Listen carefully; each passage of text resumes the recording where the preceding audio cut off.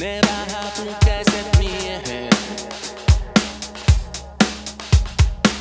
Joo, kaksi vähäpukeista miestä kiiltävinä hiestä alkoivat toisiansa ankarasti piestä. Ja mä katsoin, 400 maksoin, et näkisin sen. Oh yeah, joo.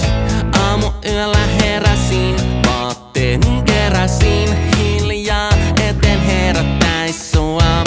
Sitten työhuoneeseen oven taakse meen, kattelee miten ne tappelee. Villinä ja vapaana verilammikossa, tajukankalla makaava sankarini tossa. En tiedä mitä äiti musta toivoi, mutta haluaisin olla niin kuin on noin. Villinä ja vapaana taistella henkensä edestään, kumpikin saava osansa verestä. Ja mikään ei voita fiilistä, kun alkaa erottua miehet hiiristä. Ne vähäpukeiset miehet eivät sitä tienneet, että ovat mun sydämeni vieneet.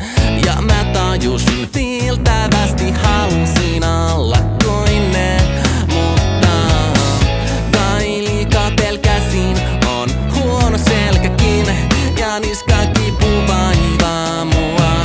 Joten työhuoneeseen yöllä salameen taas katteleen, kun ne tappelee.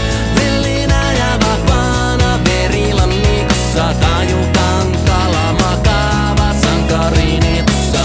En tiedä mitä äiti musta toivoi, mutta haluaisin olla niin kuin on noin. Villinä ja vapaana taistella henkensä edestään, kumpikin saava osansa verestä. Ja mikään ei voita fiilistä, kun alkaa erottua miehet hiiristä. Ja he antoivat kaikkensa vailla teeskentelyä, vailla pelkoa, toisiinsa kietoutuneet. Ja minä mietin, uskaltaisinko koskaan olla yhtä elossa kuin he. Villinä ja vapaana verilammikossa, tajukankalla makaava sankarini tossa. En tiedä mitä äiti musta toivoi, mutta haluaisin olla niin kuin on noin. Villinä ja vapaana taistella henkensä edestään, kumpikin saava osansa verestä.